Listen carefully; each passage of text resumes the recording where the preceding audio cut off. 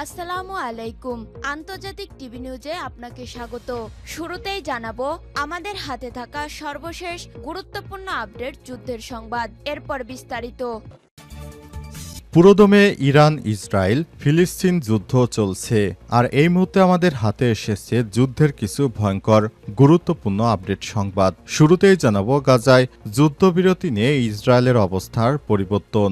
গাজায় যুদ্ধবিরতি নিয়ে নিজেদের অবস্থান থেকে সরে এসেছে দখলদার ইসরায়েলি বাহিনী। দেশটি ফিলিস্তিনের স্বাধীনতাকামীদের সংগঠন হামাসের সঙ্গে যুদ্ধবিরতির বিষয় কিছুটা নমনীয় হয়েছে। আজ টাইমস অফ ইসরায়েলের এক প্রতিবেদনে এই তথ্য জানানো হয়েছে। এরপর জানাবো ইয়েমেন ক্ষেপণাস্ত্র ছুড়ল ইসরায়েলে, পড়ল গিয়ে সৌদিতে।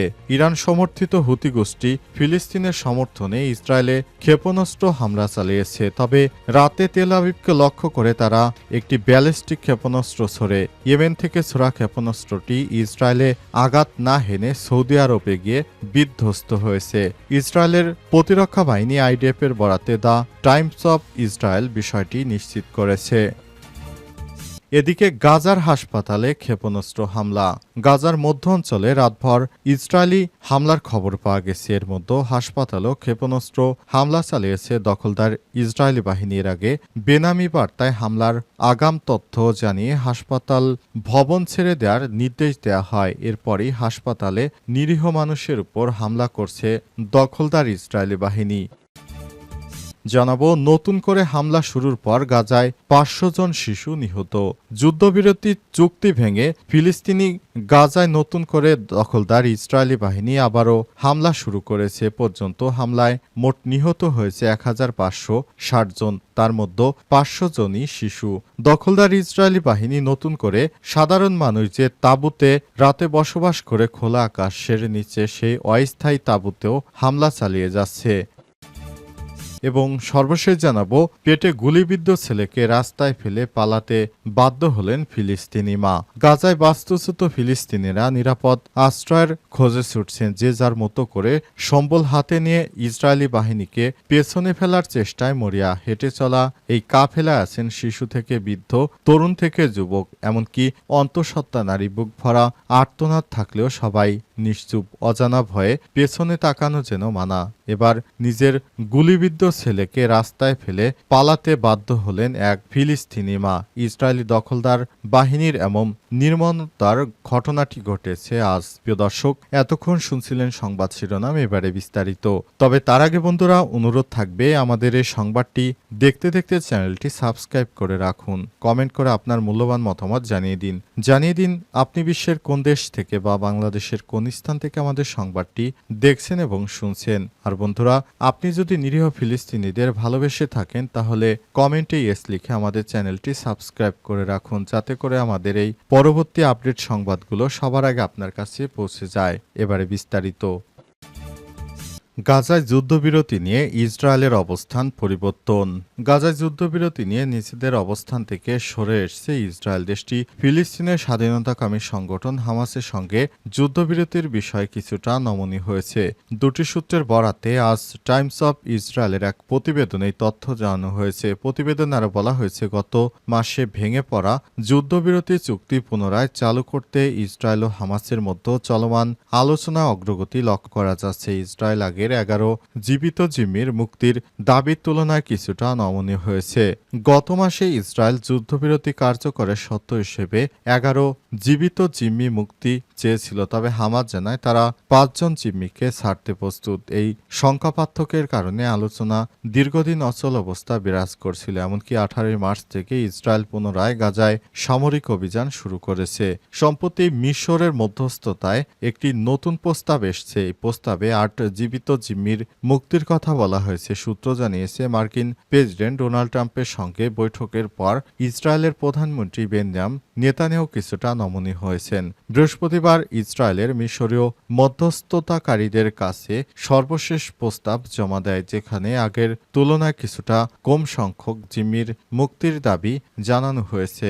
নতুন প্রস্তাবে ইসরায়েল জানিয়েছে, প্রতি জিম্মির বিনিময়ে মুক্তি পাওয়া বন্দির অনুপাত কমানো হবে, এমনকি আজীবন কারাদণ্ডপ্রাপ্ত বন্দীদের সংখ্যাও সীমিত করা হবে। এছাড়াও গাজায় আটক থাকা 16 ইসরায়েলি মরদেহ ফেরত চাওয়া হয়েছে। এর বিনিময়ে ইসরায়েলে হেফাজতে থাকা ফিলিস্তিনিদের মরদেহ ফেরত দেওয়ার প্রস্তাব দেওয়া হয়েছে। এছাড়াও গাজার মানবিক সহায়তা, পুনরায় প্রবেশের অনুমতি এবং 18 মার্চের আগের অবস্থানে সৈন্য প্রত্যাহারের প্রস্তাব এতে অন্তর্ভুক্ত করা হয়েছে। ইয়েমেন ক্ষেপণাস্ত্র ছুড়ল ইসরায়েলে, পড়ল গিয়ে সৌদিতে। ইরান সমর্থিত হুতি গোষ্ঠী ফিলিস্তিনের সমর্থনে ইসরায়েলে ক্ষেপণাস্ত্র হামলা চালিয়ে আসছে। আজ রাতে তেল আবিবকে লক্ষ্য করে তারা একটি ব্যালিস্টিক ক্ষেপণাস্ত্র ছোড়ে। ইয়েমেন থেকে ছোড়া ক্ষেপণাস্ত্রটি ইসরায়েলে আঘাত না হেনে সৌদিতে গিয়ে পড়ে। ইসরায়েলের প্রতিরক্ষা বাহিনী আইডিএফ এর বরাতে দ্য টাইম অব ইসরায়েল এসব কথা জানিয়েছে। সূত্র জানায়, হুতিদের ছোড়া একটি ব্যালিস্টিক ক্ষেপণাস্ত্র সৌদি আরবে ভূপাতিত হয়েছে। এটি সম্ভবত ইসরায়েলকে লক্ষ্য করে ছোড়া হয়েছিল। সেনাবাহিনীর উৎক্ষেপণের বিষয়টি তাৎক্ষণিক শনাক্ত করে, কিন্তু ইসরায়েলে কোনো সাইরেন বেজে ওঠেনি বলেও জানান তারা। গত 18 মার্চ যুদ্ধবিরতি ভেস্তে দিয়ে গাজায় পুনরায় হামলা শুরু করে দখলদার ইসরায়েলের সেনাবাহিনী আইডিএফ। তারা জানিয়েছে তারা নতুন করে গাজায় আবারও যুদ্ধ করবে, কারণ তাদের সমস্ত জিম্মিকে এখনও হামাসের যোদ্ধারা ছাড়েনি। যতক্ষণ পর্যন্ত ইসরায়েল তাদের বন্দীদের মুক্ত করতে না পারবে ততক্ষণ পর্যন্ত তারা এই ধরনের অপারেশন করে যাবে বলেও জানানো হয়েছে। প্রসঙ্গত, সৌদি আরবের কাছে বড় হুমকির একটি হুতি বিদ্রোহীরা, কারণ সৌদি মনে করে হুতিদের উত্থানে তাদের নিরাপত্তার স্বার্থ সরাসরি প্রভাবিত হচ্ছে। হুতি গোষ্ঠীর মূল সমর্থনে দেশ ইরান 2014 সালে হুতিরা ইয়েমেনের রাজধানী সানা দখল করলে তৎকালীন প্রেসিডেন্ট আবদারাব্বু মনসুর হাদি দেশ থেকে পালাতে বাধ্য হয়। তখন থেকে ইয়েমেনের গৃহযুদ্ধের উত্তাপ ছড়িয়ে পড়ে। 2015 সালে সৌদি আরবের নেতৃত্বাধীন একটি সামরিক জোট ইয়েমেনে হুতি বিদ্রোহীদের বিরুদ্ধে হামলা শুরু করে। তবে সৌদি আরবের নেতৃত্বাধীন জোট তাদের লক্ষ্য পূরণ করতে ব্যর্থ হয়। এই যুদ্ধে হাজার হাজার মানুষ নিহত হয়েছে, ফলে দেশটি বিপুল মানবিক সংকটের মধ্যে পড়ে। গাজার হাসপাতালে ক্ষেপণাস্ত্র হামলা।